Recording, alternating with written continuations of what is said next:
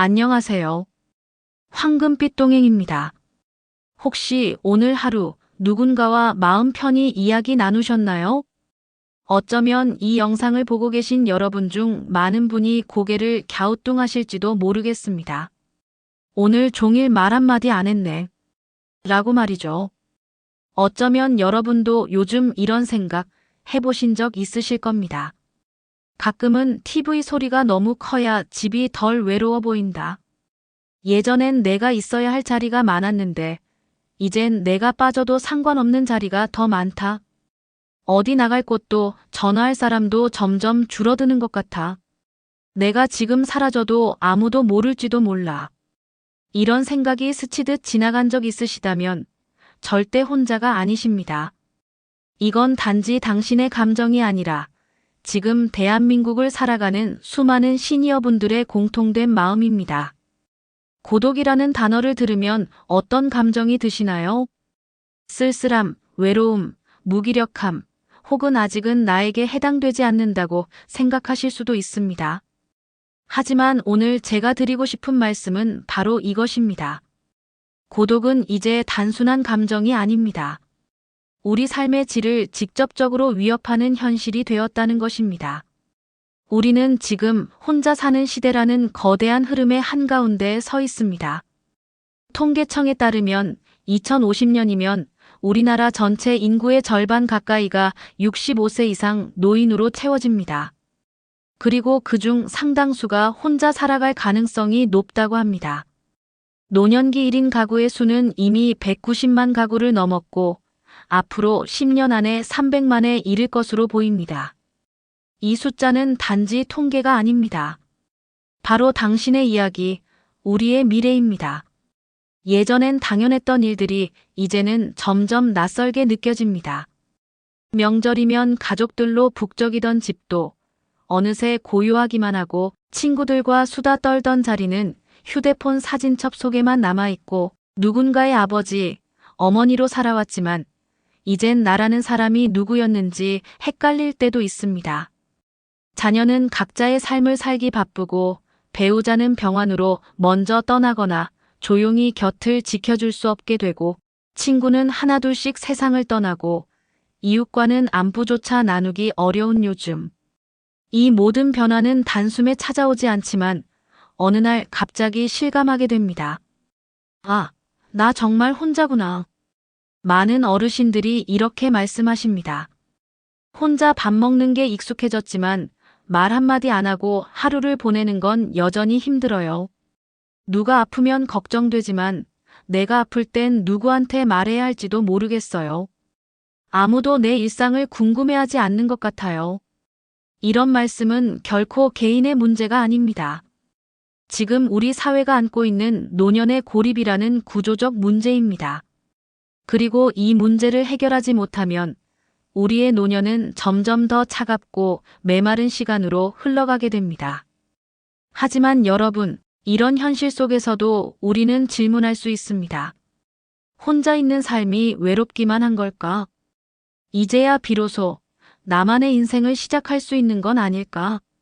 우리는 늘 누군가를 위해 살아왔습니다.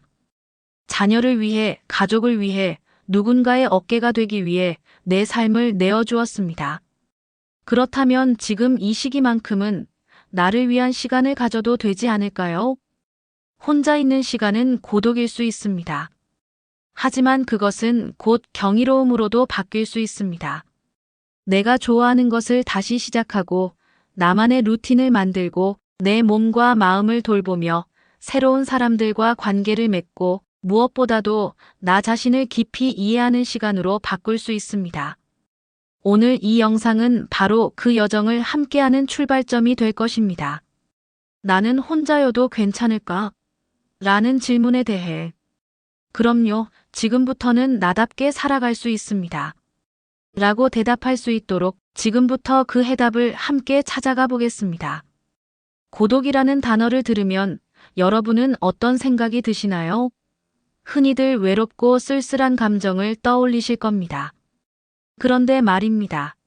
이 고독은 단지 감정만의 문제가 아니라 우리의 건강과 생존까지 위협할 수 있는 아주 현실적인 문제입니다. 요즘 우리 사회는 점점 더 혼자 사는 시대로 접어들고 있습니다. 2025년이면 65세 이상 인구가 1,000만 명을 넘어선다고 하죠. 동시에 1인 가구 수도 1,000만을 넘기게 됩니다. 특히 65세 이상 노인의 38%가 혼자 살고 있다는 통계를 보면 이제 혼자 사는 노인은 남의 이야기가 아니라 바로 우리 자신의 미래일 수 있습니다. 그런데요, 단순히 혼자라는 사실보다 더 무서운 건 고립입니다. 미국의 한 연구 결과가 있는데요. 하루 10분 이상 대화를 나누지 않는 상태가 지속되면 우울증 위험이 3배나 증가한다고 합니다. 우리나라 보건복지부 조사도 있어요. 노년 1인 가구 중 60% 이상이 하루 10분도 대화를 하지 않는다고 답했습니다. 하루 종일 말 한마디 없이 집안에서 홀로 보내는 삶 상상해 보셨나요? 조용한 집, 울리는 시계 소리, 불 꺼진 부엌.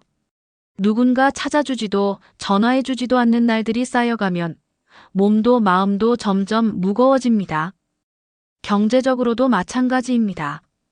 혼자 사는 노인의 절반 가까이가 스스로 생계를 책임지고 있고 일자리를 구하는 분들도 늘어나고 있어요. 하지만 체력은 예전 같지 않고 수입은 불안정하고 병원 한번 가는 것도 큰 부담이죠. 그러다 보니 사회활동은 줄어들고 사람들과의 관계도 자연스럽게 끊기게 됩니다. 게다가 가장 심각한 건 돌봄의 공백입니다. 전통적으로 가족이 해오던 역할이 이제는 많이 사라졌습니다. 어떤 어르신은 이렇게 말씀하시더군요.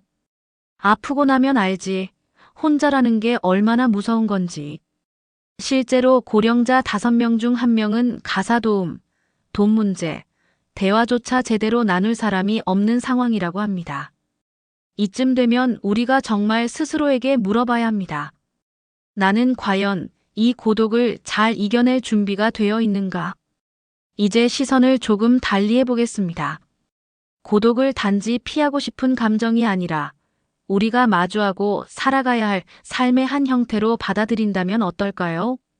준비만 잘 되어 있다면 고독은 오히려 나를 깊이 들여다보게 하는 기회가 될 수도 있습니다.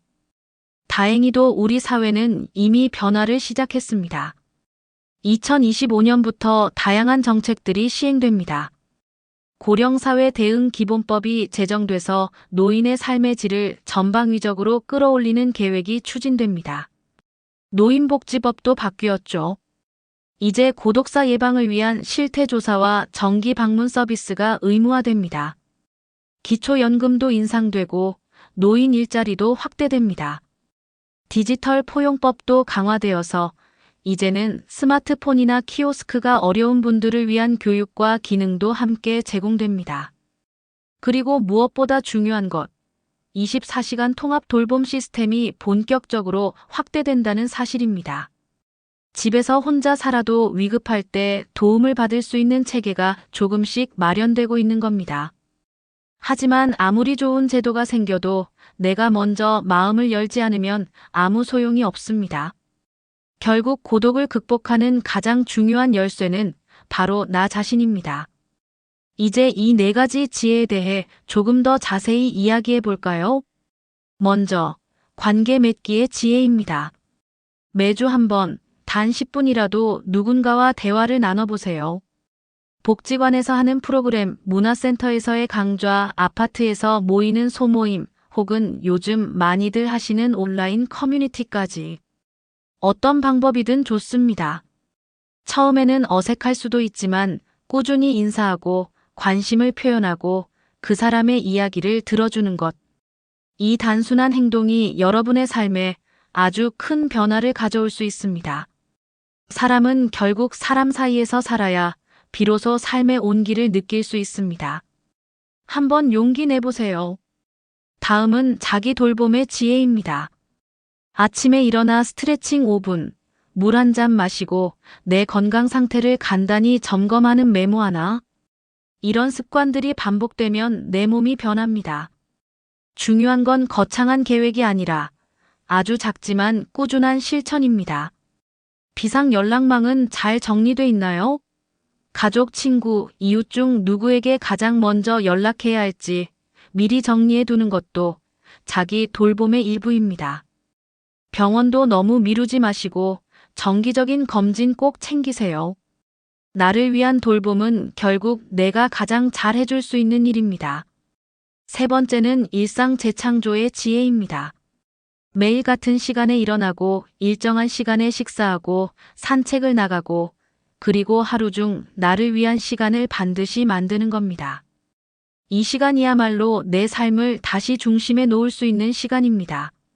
좋아하는 음악을 듣고 책을 한 장 읽고 예전 사진을 꺼내보며 기억을 떠올리는 것도 좋습니다. 작은 계획 하나라도 세워보세요. 오늘은 집 앞 꽃을 관찰해보자, 가까운 마트까지 걸어가보자. 이런 목표들이 삶을 좀 더 탄탄하게 만들어줍니다. 마지막으로 마음 다스림의 지혜입니다. 매일 아침 거울을 보며 이렇게 말해보세요. 나는 괜찮은 사람이다. 오늘 하루도 잘 해낼 수 있다. 자신에게 따뜻한 말을 건네는 습관은 외부의 어려움 속에서도 흔들리지 않는 내면의 힘을 길러줍니다. 밤에는 감사한 일을 떠올려 보세요. 따뜻한 국 한 그릇, 햇살이 비추던 순간, 누군가의 짧은 인사. 이런 사소한 것들 속에 행복은 숨어 있습니다. 그리고 그걸 떠올릴 줄 아는 사람은 삶을 더 깊이 있게 살아갈 수 있습니다. 고독이라는 단어가 주는 무게, 그건 분명 가볍지 않습니다. 하지만 그 무게는 우리가 감당할 수 없는 짐이 아닙니다. 오히려 자신을 돌아보는 기회이자 삶의 새로운 의미를 찾을 수 있는 계기가 될 수 있습니다. 여러분, 오늘 이야기 잘 들으셨나요? 관계, 건강, 루틴, 감정 관리. 이 네 가지가 우리 삶을 지켜주는 핵심 열쇠입니다. 이 네 가지 지혜는 단순한 조언이 아닙니다. 앞으로 우리가 혼자 살아가야 할 시간 속에서 삶을 채워가는 실질적인 생존법이자 희망의 도구입니다. 고독이라는 단어가 주는 무게, 그건 분명 가볍지 않습니다. 혼자라는 건 결코 약한 모습이 아닙니다. 혼자라는 건 내 삶의 주인이 되는 일입니다.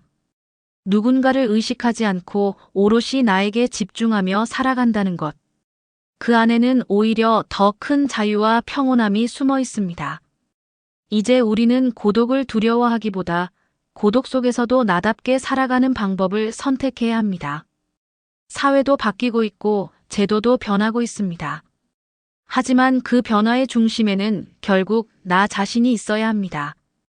여러분, 지금부터라도 준비하셔야 합니다. 준비되지 않은 고독은 외로움이 되지만 준비된 고독은 경이로움이 됩니다. 그리고 꼭 기억하세요. 이 변화는 단 하루아침에 되는 일이 아닙니다. 매일 조금씩 내 삶의 방향을 바꾸는 연습이 필요합니다. 복지관에 가서 프로그램을 찾아보고 작은 산책이라도 해보세요. 거울 앞에서 자신에게 나는 괜찮다고 말해보세요.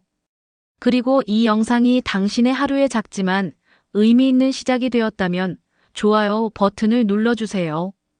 구독도 함께 눌러주시면 앞으로도 이런 따뜻한 이야기들로 함께 할 수 있습니다.